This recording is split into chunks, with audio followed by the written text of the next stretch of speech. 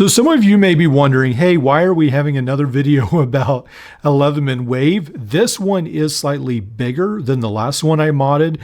It's a completely different generation of the Leatherman Wave, and I did add some extra features, so that's what I want to cover today. Now, why the Leatherman Wave Plus is an amazing tool and it's a fantastic size. There are a lot of times when just around the house, going out to the store, I prefer a lighter tool. And those lighter tools we essentially are not getting from Leatherman, or at least the smaller size tools. Now, what I love about the Leatherman Wave series is that not only does it have a great set of pliers, this is a second generation. This is the one without the replaceable wire cutters.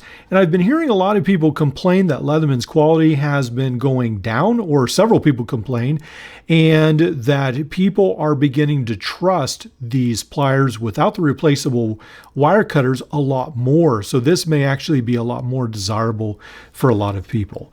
The other thing I love about the Leatherman Wave is not only that the pliers aren't super huge and you can therefore do some mods with them, but that they have these end caps right here so that you can cut down the frame, put these end caps on, and it still gives it a finished look. So unlike the last mod, not only am I using a thicker Leatherman, the Leatherman Wave generation, the second generation, was a little bit thicker than the original generation that I used on this one right here. While it may be hard to tell, this second generation Wave that I modded is definitely a little bit longer than the previous one.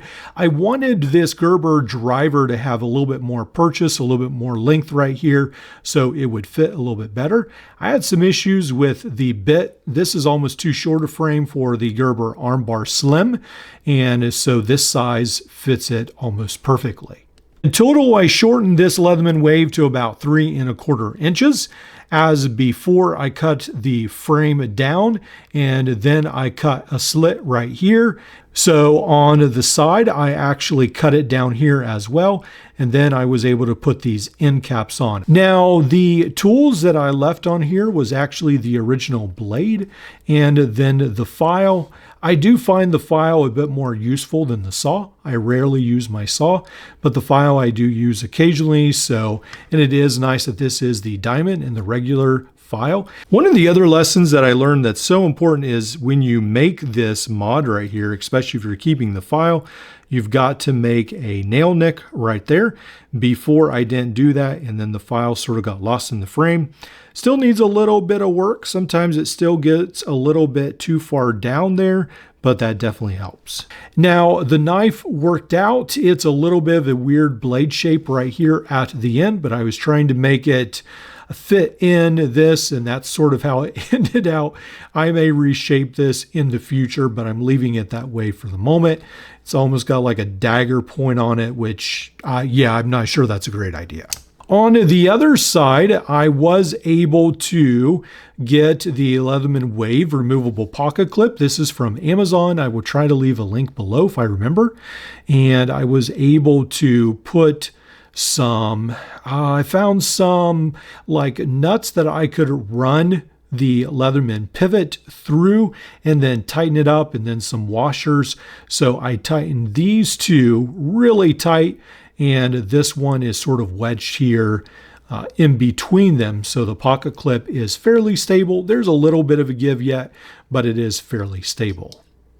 Now, I wanted to change up the scissors. Previously, I was drilling a hole through the Roxxon scissors, and I thought, why don't I just use the Gerber armbar scissors? And so I did have to cut the tips on these, but these do work. And then I also had to cut the tab on here because it doesn't work in the handle to, there's not enough room for that tab that Gerber bent over. Now on this try, I actually removed a little bit too much metal, so it doesn't really lock into place, but it still works. So on the next try, I'll try to be a little bit more careful and actually get them to be locking. I do like that it has this tab that you can just pull out the scissors, so that's pretty perfect for this. So because the Gerber series is a little bit skinnier than the Leatherman pivot size, or a little bit larger actually, the pivot size is a little bit larger, and so there's too much room. I ended up using this brass grommet to fill in that space so that it fits nice and securely around the Leatherman pivot, and that the scissors and then the bit driver that I'll show you soon don't wobble. So if I didn't use this, yeah, I mean, they would work, but then there would be some wobbling involved. So what I'll do, these are a little bit small, so I just cut with a Dremel down the side, enlarge them, and then stick them in over the pivot, and then that gives it enough room so that it works. That's the best solution I found. So on this other side, there is the Gerber armbar slim, very important. That's the slim variant. And then I did cut this down so it does lock into place.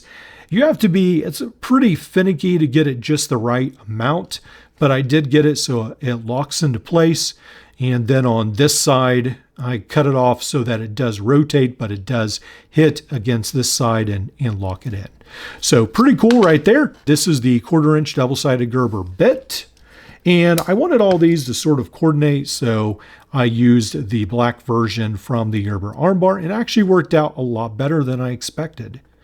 And this pocket clip, I didn't realize there was a company selling 2 of these for I think $12 on Amazon. Like I previously said, I'll leave a link to that as well. And then everything else is just from the Leatherman Wave. Originally, it's just cut down to size. Now, because this is a little bit longer, it is 7 ounces. And it is around 3 1/4 inches long, but this is about the perfect size for me right here. So I am really happy with this. I did want to make this video to encourage you guys. Hey, if you are frustrated with the tool set that companies are making, just make your own. It is very possible. Essentially what I used was a Dremel, my Milwaukee 12-volt drill, and then some of those carbide bits, tipped tile bits that I've talked about, and then some of the carbide tipped bits from Harbor Freight. And that's pretty much what I use for this mod, nothing very fancy. To get these out right here, these are the locking springs. You just have to have a very thin screwdriver and pop out because they have tabs on both sides, and I was able to get those out. With these, you use just essentially, I think it was a T10. Maybe you're supposed to use a T9, but a T10 worked on these for me. You don't have to have a special screw like a 5-lobe like I did for the original Leatherman Wave, but this one is just your Security Torx T10. Now, for those of you who are interested in possibly doing something like this down the road, I would definitely recommend getting a metallic marker, a marker that's meant for metal.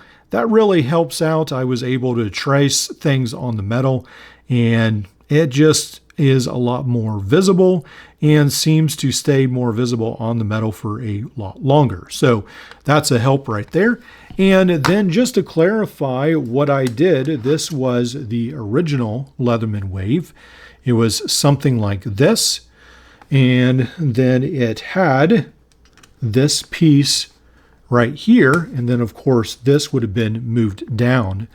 So what I started out with doing is actually finding out where this line was, and then I took this apart with the T10 Torx bits, and then I actually cut this piece off, and then you're left with this piece right here. And so then I traced out where this would go, and then I cut this piece off right here. So you're just shortening the frame a little bit. It's nothing that intense or that hard to do. And then I just took it to my grinder and my bench grinder, and I tried to round the edges.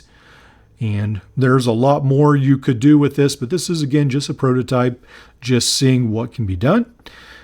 And then there is a tab right here. I think that's for some of the other tools. I went ahead and cut that off. The spring tab in here, I left in here for the pliers. The tab for the pliers to stay in place are all left in there. But this right here at the end, I did cut just a little bit off the end so that it looks a little bit better. And you can see that silver part where I cut that right there. So not that difficult, pretty easy mod to do, but for someone like me who likes smaller tools, it makes a huge amount of difference.